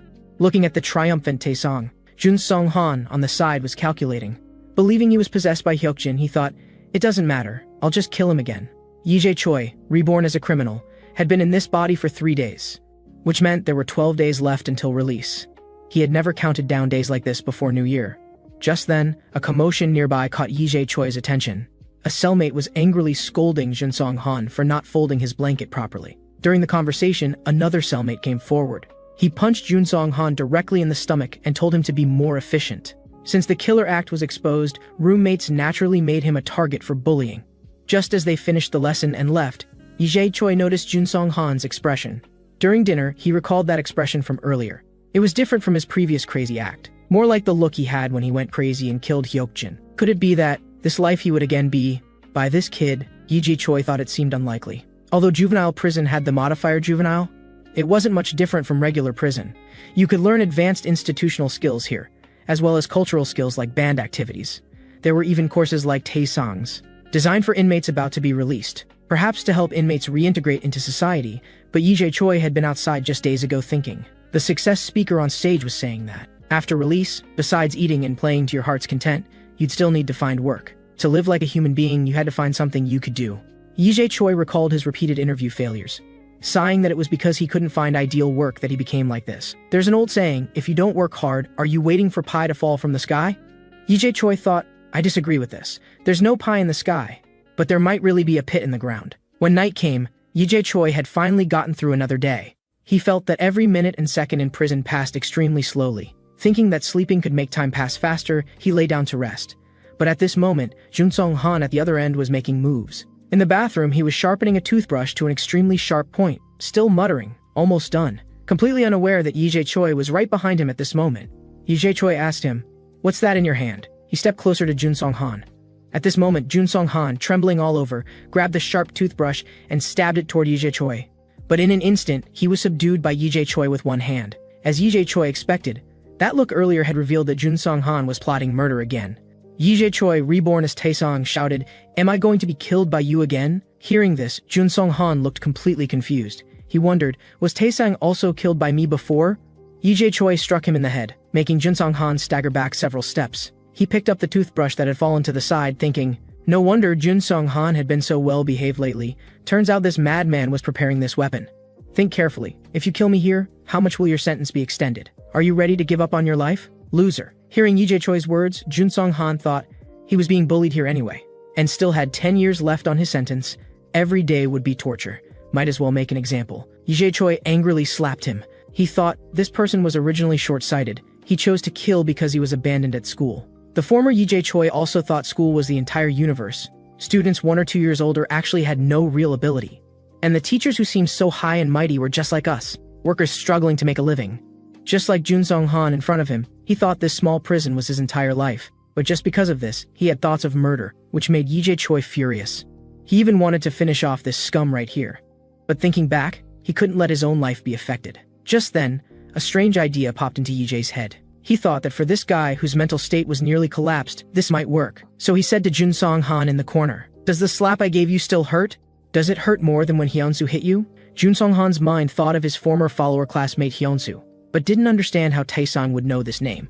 At this moment, Taesong in front of him showed a sinister smile and said, "I'm Hyukjin." Jun Song Han couldn't believe his ears. Taesong approached him again and repeated, "I'm Hyukjin, don't you remember? You're the one who killed me." Jun Song Han in the corner couldn't stop trembling, but recalling that Taesong had said the same words as Hyukjin, To make him believe, Yi Jae-choi recounted what had happened before. Hyokjin had once beaten Jun Song-han badly with a chair, poured soup on him in the cafeteria. Later he went to complain to Song Yep-lee. Even his crush Minji became someone else's girlfriend, right? Seeing Taesang know so much about Hyokjin's affairs, Jun Song-han couldn't help but believe. Yi Jae-choi claimed, "I'm borrowing this body to ask you.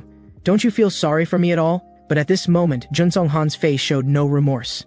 He only thought that he was in prison and his life was ruined. At this moment, a certain scene flashed in Yi Jae-choi's mind. It was the interview video of Gil Hak-yu showing no repentance. It seemed these scumbags all thought the same way. He thought about ending this quickly, so he covered his face with both hands, making eerie movements, claiming he had always been by Jun Song-han's side. It's just that Jun Song-han couldn't see him, and he would continue to stay by Jun Song-han's side in the future, until he died, and if he couldn't wait, "I'll possess someone else and kill you." Hearing this, Jun Song-han's mind fell into chaos. He collapsed on the ground screaming, directly scared into incontinence. The lunch with only pickled vegetables made Yi Jae-choi long for food from the outside world. He looked toward Jun Song-han in the corner. Last night's scare had made him mentally disturbed. He felt like there were always ghosts and such things haunting him. Although Yi Jae-choi also wanted to finish him off directly. But to prevent the plan from failing, he could only endure. Besides, letting Jun Song-han die by his hand wasn't as good as letting him waste his good youth in this prison, and he would feel life was worse than death because of the life he had ruined, and regret it for the rest of his life, just like Yi Jae-choi. After safely spending several days in prison, finally it was Taesang's release day. Outside, the gate was empty. Well, a person who went to prison at such a young age for assault. How could such a person have anyone who cared? His family must have given up on him too. Yi Jae-choi thought this was actually better. No one would interfere. Next, he just needed to go dig up the money. Fortunately, this guy still had some pocket money to take the bus. Enough to have a meal too. While going through the bag besides the wallet, he also found a phone. After all, having been in prison all this time, the phone number should have been cancelled. However, when he turned it on, he found the phone was still active. He didn't know if it was never cancelled to begin with, or if someone had recently reactivated it. Either way, it meant his family still cared about him. Then why didn't anyone come to pick him up? Thinking about it, Yi Jae-choi turned to look out the window. No need to think too much. As long as he got the money, he could find a place unrelated to this person's life to live. Through the car window, the gentle breeze made Yi Jae-choi feel the freedom and beauty of being released. At that instant, he suddenly remembered something more important than finding the money, filling his stomach. Then he went to a Chinese restaurant. Old Beijing noodles with soybean paste, concentrating deliciousness in one dish. Smooth in the mouth, fragrant and overflowing. Fried chicken pieces dipped in special sweet and spicy sauce. The crispy outer skin melted in his mouth, lingering on the lips and teeth, with endless aftertaste. Finally paired with this refreshing soda. Gulped down in big mouthfuls, the refreshing sensation rushed straight to Yi Jae-choi's head. Such a wonderful dining experience was rare in human life. In prison, Yi Jae-choi had been in a state of mental tension until the very last moment. Now it had all safely passed. If he didn't die in prison, after coming out, to reduce the probability of death, he must avoid acting like the original owner. Specifically doing things he wouldn't do. Like right now, just after being released from prison, running up a mountain to dig for money. Yi Jae-choi thought and prepared to set off immediately. He climbed this wild mountain unhurriedly, glad that he had come on a full stomach, though his stamina would be much better than when he came before. Just as he found the vicinity, someone shouted from behind, "What are you doing here?" Looking back, it was an old man. Wait, wasn't this the old man he met when he fainted and woke up before? Yi Jae-choi thought, was he a mountain god? How could he see him every time he climbed the mountain? So he explained, "I came here for mountain climbing exercise." However, the old man stared at him intently, puzzled. How could anyone come here for mountain climbing when no one usually comes here? Seeing the shovel in Yi Jae-choi's hand, the old man asked him to show him the shovel. Just as Yi Jae-choi was thinking about how to get away next, he noticed the gold watch on the old man's wrist. That was exactly the Rolex watch from the bag he had placed before. Could it be that this old man had already dug up the cash? Just as he was wondering, the old man said, "Did you figure it out?" Then he swung the shovel fiercely toward Yi Jae-choi. After being knocked unconscious, when Yi Jae-choi woke up, he found his hands and feet were tied. In front of him was a small house. The old man beside him was sharpening the sickle in his hand. The old man said, "You're the first guest to come to my house, this is your honor." Looking at the sickle in the old man's hand, Yi Jae-choi felt something was very wrong. He had clearly come here to avoid the original course of action, but still encountered such a dangerous situation. The death god's warning flashed through his mind. Death is like this, you never know when or how it will come. The extremely unlucky Yi Jae-choi felt his survival instinct surge. At this moment he discovered that, with just a little struggle, the rope actually loosened. It seemed this old man wasn't very good at this kind of thing. His methods were much worse than that psychopathic killer from before. In any case, Yi Jae-choi had to take off his shoes and socks before being discovered. Maybe he could loosen the rope. But to avoid being discovered, Yi Choi kept talking to the old man. "Why are you suddenly treating me like this? I didn't do anything wrong." The old man said, "Do you know why I live in this kind of place? Because it's remote." But suddenly 2 young people who don't look like they'd come to this kind of place appeared. "There's definitely something fishy. When I met you earlier, I saw you looking evasive. And when you noticed the gold watch on my hand, your eyes looked like you'd seen a ghost. You dug up the bag, you saw me bury it that day, didn't you?" The old man stood up.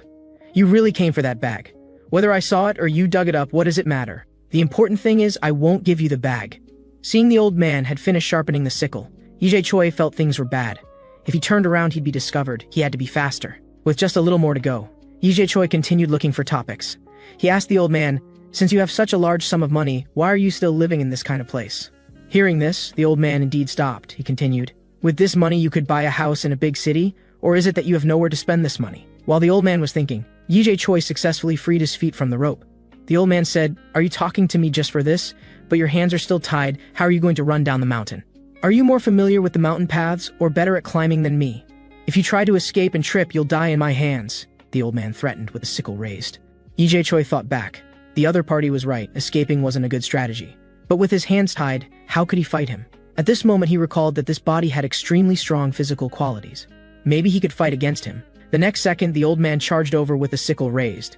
Yi Choi easily dodged to the side, but before he could think for a moment, the next second the old man launched a further attack. Survival instinct drove this body. Yi Choi ducked down to dodge, then jumped up to deliver a heavy blow to the old man's head, following with a horizontal kick that knocked the old man to the ground. At this moment, the old man became even more angry, swinging the sickle again. Yi Choi stepped back, and the swinging sickle actually cut the rope binding him. Now he could move freely. After dodging a series of attacks, Yi Choi kicked the sickle away. He gathered his strength and punched the old man to the ground. In a fight, this old man was no match for the current Yi Choi. Yi Choi demanded, "Where's the bag? Tell me, or I'll slap these size 12 shoes across your size 8 face." Seeing he couldn't resist, the old man pointed toward the house. The bag's inside the house. When Yi Choi pulled open the door, he indeed saw the bag sitting right there on the floor. He thought to himself, "This old guy just left all this cash lying on the ground? Well, I guess he figured no one would come to this place anyway." Then Yi Choi extended his hand and demanded, "Hand over the gold watch too." Just like that, Yi Choi reclaimed everything that had originally been buried. He strode away from the place with confident steps. However, the old man behind him watched him with a menacing glare. On the way down the mountain, the long mountain path left Yi Choi gasping for breath. But thinking back to that old man, was he beaten senseless? Just letting him walk away like that? Yi Choi opened the bag to check. Fortunately, the cash inside was still there, and it looked like it hadn't been touched at all. He couldn't understand what the old man was thinking. Didn't he know where to spend money? But why would he desperately guard this money to the point of killing? Just as Yi Choi got up to leave, that old man came back like a persistent ghost, attacking again. Seeing the dire situation, Yi Choi threw the bag at him.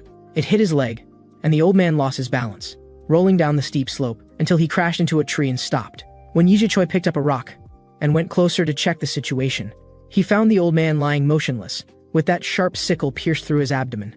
Yi Choi immediately dropped the rock in his hand.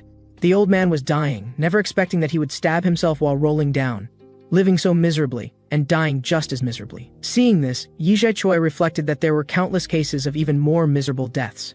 The old man, seeing Yi Choi so calm, could tell he wasn't an ordinary person either. Yi Choi was puzzled why the old man had so much money but never spent a penny. The old man answered, "Before living here, he used to do business, and business was good. Should I start from there? My wife, son, daughter, and I, our family of 4, lived in a comfortable big house and drove flashy luxury cars. We lived comfortably without worries, but later, because I was too greedy, I invested everything in a business that collapsed. At the time, I felt it wasn't the business that was ruined, but myself. Later, I just wanted to escape from everything, so I decided to live alone as a hermit in this empty mountain. Although my family tried to stop me, I still chose to leave in the end. At that time, I thought I had nothing, and my family wouldn't need me anymore. Then when I found this money, I thought I could become someone my family needed again. So after 10 years, I took this money back to find my family. But they all said they didn't need it anymore. To be precise, they no longer needed me. My family thought I ran away during the most difficult time. And yes, that kind of escape caused the greatest difficulty for my family. My grown children worked desperately to fill the void left by me as the head of household. My wife, who was originally a housewife, had to work to support the family. The children started working right after graduation to reduce their mother's burden, supporting themselves early. They said through their constant struggle in life, they realized how weak their father was for choosing to escape back then. So now this money has no use. Yi Choi wondered, if that's the case, why desperately guard this bag of money to such an extent? The old man believed this was his last hope in life. Losing it would leave him with nothing, and now it's fine. Once I didn't even have the courage to die, now let me. Before he could finish speaking, the old man passed away. Seeing this, Yi Jae-choi felt no pity. He now only believed that people don't choose death because they have courage, but because they're afraid of living. And he himself this time got angry just thinking about death's arrogance. So he wanted to do everything possible to break her rules and stay alive. To avoid the blood-stained clothes attracting attention, he returned to the old man's house to find replacement clothing. After the life and death struggle, Yi Jae-choi only felt physically and mentally exhausted. Sitting aside, reflecting on the old man's foolish thinking. If he had simply given the money to his family, they might have accepted it. But greedy as he was, he foolishly tried to make people forget past pain. But now what should be done with such a large sum of money? Depositing it in a bank definitely wouldn't work. Banks seeing so much cash would report to the tax office, and they'd investigate the source of the money. Plus, Yi Jae-choi had just been released from prison. If he couldn't explain clearly, he might get arrested again. Regardless, he should avoid his own death first. According to the original plan, go live in a city completely unrelated to this body's owner. Could he only flee with this money? Yi Jae-choi thought to himself, does such a life really have meaning? Originally, he committed suicide because he struggled with how to live. Now he's experiencing the same problem again. Exhausted, Yi Jae-choi fell asleep while thinking. In his dream, he saw his mother gently stroking his forehead. Yi Jae-choi pleaded, "If this is a dream, please don't let me wake up." At this moment, he was awakened by the loud ringing of a phone. He didn't want to answer a call that had nothing to do with him, but the persistent ringing prompted Yi Jae-choi to check. The caller ID showed Mom. Flashing through his mind were his own mother's past calls. This wasn't his phone. He could pretend not to see it. But Yi Jae-choi unconsciously pressed the answer button. From the other end came Tae-sang's mother's gentle voice. She began explaining why she couldn't pick him up when he was released from prison. Mom suddenly had an emergency at work and couldn't leave to pick him up. The uncle she asked couldn't come because he was drunk the night before. Not wanting her son's phone number to disappear, Mom didn't cancel the service. But now it really came in handy, Tae-sang's mother said with a laugh. Mother blamed herself for not being able to give her son a proper meal. Mom missed you, son. The moment he heard these words, Yi Jae-choi agreed on the phone to go back and visit his mother. On the train back, Yi Jae-choi thought that even though it was someone else's mother, he foolishly boarded this train. Perhaps out of guilt toward his own mother. This trip could serve as compensation. Before going to live in another city, it shouldn't matter to go back and see her once. Yi Jae-choi thought, consider it as doing right by this body's owner. Visit her, then leave. The farther the better. Arriving at the city where Tae-sang lived, exiting the station, Yi Jae-choi felt it wouldn't be appropriate to bring the bag. So he went to a nearby storage locker. Storage lockers could store items, requiring only a password without keys, which was convenient for later retrieval. But he saw a notice. Storage lockers can only hold items for 4 days maximum, after which they'll be reclaimed. Yi Jae-choi thought since he'd be back soon, he didn't mind. However, walking through Taesang's hometown, Yi Jae-choi didn't dare go home immediately, instead wandering the streets. After all, Taesang's mother was a stranger to Yi Jae-choi. What kind of topics should he look for? And he couldn't explain what he'd been through. His mind flooded with concerns. Just then, a luxury car stopped beside Yi Jae-choi. The person inside greeted him. Turns out he was a classmate who joined the same delinquent gang as Taesang in school. He was also present during Taesang's arrest. This blonde guy, seeing Taesang, had no greeting. Just felt that going to prison meant he didn't have to do military service, which annoyed Yi Jae-choi.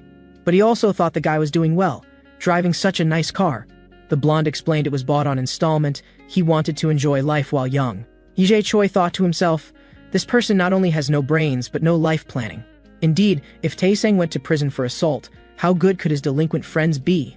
At this moment, a scrap collector pulling a cart approached, accidentally brushing against the blonde's car. Even though there was no damage, the blonde cursed at the scrap collector. Seeing this brainless, futureless, and ill-mannered person made Yi Jae-choi angry. He stepped forward and punched the blonde. Beating this scum came so naturally. After a while, he arrived downstairs at Tae-sang's home. His mother called to hurry him. After Yi Jae-choi responded, he thought, since he was here, he should go up and meet her. But just then, that scrap collector approached and asked, "You're Tae-sang Cho, right?" Yi Jae-choi didn't understand what this person was about. But when the other party confirmed, he pulled out a knife from behind and stabbed it into Tae-sang's abdomen. The uncle took off his hat. He was actually the drunk man who was beaten. Tae-sang went to prison for beating him. Yi Jae-choi wondered why he did this. The uncle said, "I've been waiting for you to get out of prison. After you broke one of my legs, I could only survive by scavenging, while you got out in just a few years because you were young. Just thinking about scum like you enjoying youth like everyone else made me unable to bear it." Yi Jae-choi thought to himself, so this is how this life ends. If he had originally followed the plan to live elsewhere, he should have been able to avoid death. Never thought he'd return to this place where death was waiting for him. How foolish. Back in the hall, Yi Choi remembered that the money could only be retrieved within 4 days. If he missed it in the next rebirth, it would be reclaimed. Immediately, Taesung didn't wait for death to say much, urging her to hurry up with the gun and let him enter the next life. Successfully enraged, death immediately pulled the trigger at his head. When Yi Choi opened his eyes again, he only saw a camera pointed at him. "Did I reincarnate as a fashion model this time?" The person across said, puzzled. "What are you spacing out for?" The photographer told him to quickly strike a pose. Embarrassed, Yi Choi made peace signs in front of the camera. Only when getting paid did he learn he was now a part-time temporary model. But now wasn't the time to think about the current situation. Yi Choi hailed a taxi on the roadside. Finally, through the old driver's 180 km/h speed, Yi Choi reached the city where Taesung previously lived. When he reached the storage locker, he entered the previous password. Fortunately, the bag of money was still there. After taking the money, Yi Choi wondered, he could actually be an online model. What does this person look like? Passing by a reflective mirror, he saw his own handsome face. Not only good-looking, but also 190 centimeters tall. A memory orb appeared in the mirror, flashing once before entering Yi Choi's mind. This body's original name was Jeonwoo Jang, 26 years old, popular since childhood due to his handsome appearance. From kindergarten, elementary school, middle school, high school, to university, he had always been the first love of many girls' first loves. But perhaps heaven is fair, his grades weren't good. Actually, he never tried hard at studying. Besides studying, he had no other particularly important matters. It should be said, he never thought about working hard at anything. So after university graduation, he had no plans. Just working part-time to make ends meet. Even working at a coffee shop, his looks were enough to increase the store's sales. So when he proposed to quit, the boss insisted on keeping him and agreed to pay double wages, so he stayed. And acquaintances in the clothing business would occasionally ask him to model. Just relying on his handsome looks, he could earn quite a bit of money. Because he was always popular, he was never really lonely. Although he had no particular ambitions, the money from part-time work was already sufficient. But he was also troubled. People only liked his appearance, and he couldn't find any substance within that appearance. So he didn't like himself this way. Although Jeonwoo Jang was troubled, he made no changes and continued his life. Learning this person's memories, Yi Choi complained, "Substance? You need a handsome appearance first, to have the right to consider substance. People nowadays are busy hiding their ugly appearances." Of course, substance. This bag of money is what you call substance. On the subway back, because of his height, both his vision and the feeling of holding the handrail were different. And he often attracted admiring glances from nearby girls. Is this the world of handsome guys? Soon it was almost the destination. That's right, he was now going to where Yi Choi originally lived. He was preparing to go where his mom lived. Just an hour ago, he was planning how to arrange his future life. If he wanted to live, he couldn't do what the original owner would do. Subconsciously, it was because he made plans but didn't follow them that he died. This also proved that if he avoided the original life, Yi Choi could survive. But if it was his own cause of death, like illness, or something wrong with his body, then he couldn't avoid it at all, right? Just as he was struggling with this, another image suddenly appeared in Yi Choi's mind. Could it be that my desperate desire to live now is exactly what death expects? When I suddenly die while extremely eager to survive, perhaps it's more interesting to her? All these situations gave Yi Choi a headache. All the various efforts made before, what meaning do they have? Wasn't it because he didn't want to struggle so hard to live that he chose death in the first place? Including this time, it was already the 8th bullet. Less than half of the 13 bullets remained. How about quickly using up all the remaining bullets? This way he might be able to end all of this. Yi Choi thought about giving up on his life with determination. After all, it wasn't the first time seeking death, but what should be done with this money? Suddenly, Yi Choi thought of his own mother. So he decided to take this money to give to mom. After all, even if he worked desperately his whole life, he couldn't earn this much money for mom. Thinking of how that old man tried to use money to make up for the past and messed everything up. So Yi Choi didn't want to expect too much. He prepared to secretly leave the money. Just like this, he arrived at the street where he originally lived. Everything in front of him was too familiar. When he became somewhat afraid of running into mom. Yi Choi arrived at the house where he originally lived. Now only mom lived there alone. And right now, there was no one inside. He thought about just putting the bag at the door, but leaving it outside. If someone took it, that would be terrible. Better put it inside the house, pressing the familiar password. Yi Choi entered the house. After putting down the money, he went out. Outside the door, Yi Choi thought to himself, why does it hurt so much? It's clearly his own home. At this moment, Yi Choi was unfortunately spotted by the neighbor next door. He mistook Yi Choi for a thief, because he was now Jeonwoo Jang, whom the neighbor had never seen before. The neighbor shouted, "Catch the thief," while chasing Yi Choi. After chasing for 5 blocks, he finally escaped. He complained, didn't expect that uncle could run so well. Just then, a potato rolled down from behind Yi Choi. Just as he picked up the potato in confusion, a familiar voice came from behind. "Excuse me, young man. I accidentally dropped my bag on the ground." Yi Choi turned around and saw his own mother. Never expected that after multiple rebirths, he would still encounter his own mother. Although this was Yi Choi's first time seeing Mom after death, actually when he was alive he hadn't seen Mom for a long time either. Probably always making excuses about being busy with daily life and having no time no matter what happened. He always put Mom last. Although he was dead, being able to see his own mother with his own eyes made Yi Choi feel like he was in a dream, even more unreal than in a dream. When Mom reached out her hand, Yi Choi unconsciously wanted to hold Mom's hand. However, Mom's words, "Can you give me the potato?" brought him back to reality. Yi Choi awkwardly handed the potato to Mom. After all, the person in front of her was a stranger, but being right in front of his closest person yet not being recognized made Yi Choi feel indescribably strange. However, at this moment, Mom looked at Yi Choi and paused, then complimented. "Young man, you're so handsome, just like my own son, so good looking." Yi Choi knew better. "Stop lying, Mom, I wasn't this handsome." At this moment, Yi Choi noticed Mom's cheeks. Her complexion looked extremely haggard, probably because of his death. Yi Choi thought, then he prepared to say goodbye and leave. As he was leaving, Yi Choi looked back at Mom reluctantly. Mom slipped out. Mom turned back in confusion.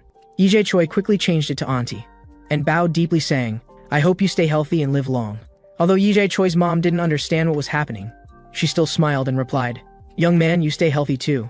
After parting, Yi Choi turned away with tears flowing uncontrollably. "Sorry, Mom, I'm about to die again soon." Yi Choi secretly made up his mind this would be the last time meeting Mom. The strange death and meeting Mom made him even more painful. Yi Choi followed the memories in his mind back to this body's owner, Jeonwoo Jang's residence. Thinking, the money in that bag should be enough for Mom to live comfortably in her old age alone. Too tired to think more, he went to wash up. While bathing, he discovered this body even had such a good physique. Since the body is so healthy, why would he die? Although he had decided to accept fate, Yi Choi still hoped he wouldn't die too painfully. After washing up, Yi Choi saw his phone vibrating constantly. Opening it, the chat app had over 800 messages. All messages from girls, scrolling down endlessly. He marveled, is this a handsome guy's chat app? At this time, someone called Eunhae Seo called. She asked why he didn't answer her calls and told him to come out for drinks. Yi Choi thought since he was going to die anyway, might as well relax and have fun. So he went to the appointment and had drinks with several friends at a bar. Is this the life of a popular guy? Surrounded by handsome guys and beautiful girls, quite interesting, just a bit awkward. This was too different from Yi Choi's original life. If it were the original Yi Choi, he probably wouldn't have any interaction with these people. The girl beside him saw Yi Choi staying silent and came to chat. The girl teased, "Why so uncomfortable today? Is it because of her?" Yi Choi said no, but thought since they were all meeting for the first time, naturally they wouldn't know what to talk about. But this girl thought he was cute this way too. But if it were the original Yi Choi, they would definitely say, "You look tired, better go home and rest early." In this instant, Yi Choi remembered what Lazy Kim said in his live stream. People like us, who look so pitiful. If we don't liven up at drinking tables, we'll just be disliked, while those tall, handsome people just sitting there will have people approaching them. Yi Choi thought, so this is what it feels like to be good-looking and popular. However, he noticed he was still the most popular guy among the group of men. This feeling was unprecedented and amazing. After the hangover, Yi Choi's bedside phone rang. It was the coffee shop owner calling. Asking why he didn't come to work today? Just waking up, Yi Choi casually agreed, "I'll be right there." But at this moment, he thought since he was about to die, why go to work? But according to the original plan, he wanted to quickly use up the bullets but couldn't commit suicide. Suicide would be punished by death, and he was already suffering enough. If it really was as she threatened, Yi Choi feared it would be worse than death. Since he couldn't commit suicide, he could only live according to this person's original life trajectory. Die in the fate of impending death. In the end, he still had to do this job. At the coffee shop, customers were basically all girls. Obviously, their purpose seemed to be to see this Jeonwoo Jang. The boss also revealed that when it was just him alone, the customers' expressions weren't very good. Now when Yi Choi saw how customers looked at him, he seemed to understand what he meant, whether he was serving drinks, or taking orders at the counter, or even when he made mistakes. Customers' eyes were so friendly. Just then, a customer came in. Yi Choi was shocked when he saw her. The stunned Yi Choi only snapped back when the girl wanted to order. Looking at this girl sitting across from him, Yi Choi thought, although it had only been one day, but this girl was the only one who looked at him with such cold expression since he became Jeonwoo Jang. Wait, could it be he was scared by her cold expression? This is the normal expression girls would show when looking at the original him. Wake up, Yi Choi. But at this moment, Yi Choi didn't know what kind of expressions they would gaze at each other with later. Working at the coffee shop, Yi Choi could hear many customers' stories. Like his previous life, He wouldn't care about staff chatting amongst themselves. Speaking of which, he hadn't had a good chat with people for a long time. Although he drank and chatted with them yesterday, he couldn't use someone else's body to talk about his own matters, so he could only listen to them. That long-haired girl said. Her self-developed emoji pack was rejected. At first, Yee Choi thought she was impressive, actually making emoji packs. However, seeing the emoji pack she designed, he could only say, different fields are like different worlds, hard to judge, but the drawing was really bad. But other friends complained, drawing so cute, that company has no taste. No wonder these people could be friends. Yee Choi could only encourage her. Later he learned the short-haired girl was a video blogger with only 30 followers, averaging 20 views per video. Her video content was mostly about American coffee shops, basically filming while playing. That guy with the hat was even more ridiculous. He said he was running a social media account, calling himself a fashion influencer, wearing brand names bought by parents from head to toe, using expensive cameras bought by parents, taking a few similar photos from the same angle. That's his so-called fashion photography. Of course, his follower count and likes were pitiful. Looking at it this way, Yee Choi wasn't targeting anyone specifically. He just felt everyone present was trash unemployed drifters, and their current income. One relied on online loans and credit cards. One relied on unemployment benefits, still fantasizing that once they became famous, they'd have money. The last one thought his parents were still young, continuing to leech off them. Really a group of failures who flocked together. After Yee Choi knew what kind of people they were, he didn't chat much, just kept drinking with his head down, doing nothing but pretending to be accomplished. Was that better than him recognizing he was worthless and choosing suicide? At least they were still alive. At this moment, Yee Choi looked at the girl typing on her laptop nearby with curiosity. Still working on a rest day, what kind of job could it be? The girl glanced expressionlessly at Yee Choi, who was staring at her, scaring him to immediately turn away and mind his own business. At closing time in the evening, Yee Choi found that girl still typing on her laptop. He kept speculating about her profession in his mind. After returning home and washing up, Yee Choi followed this body's original owner's life trajectory, doing things he used to do. During rest time, he turned on the TV but saw harmful news. The bag of money he gave to mom actually appeared on the TV news screen. The TV was interviewing the uncle who previously mistook him for a thief, as an eyewitness describing what he saw and heard. Then the scene changed. The person being interviewed was Yee Choi's mom. Turns out, mom saw the money of unknown origin and chose to call the police. Yee Choi never expected why mom didn't keep the money, but gave it to the police. At this moment, the TV continued with mom's interview. Then she said something that seemed to answer his question. Because that money isn't mine, of course I can't keep it. No matter how difficult my life is, I'd rather do everything I can to help others than covet other people's things. At this moment, Yee Choi was so agitated he gritted his teeth, feeling both frustrated and helpless. The money he desperately obtained was gone just like that, ultimately leaving nothing for mom. So Yee Choi simply wanted to forget all this, since he had decided to use up the bullets and end everything. This money's fate was also mom's choice. Thinking back, he still didn't understand why mom was so short of money yet didn't keep this money.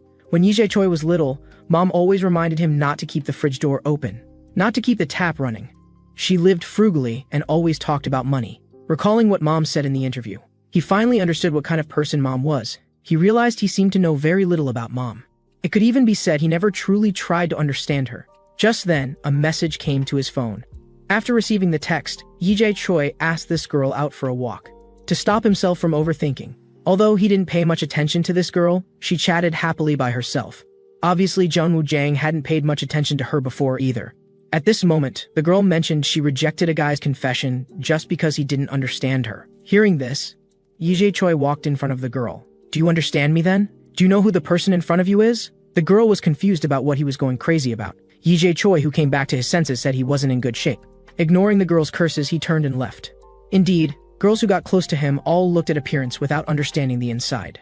The next day, Yee Choi went to work, but still couldn't clear his thoughts. He just hoped to keep busy so he could forget about his mother. Since the store was quiet today, he prepared to find a book to read. That girl who worked even on rest days came to the store.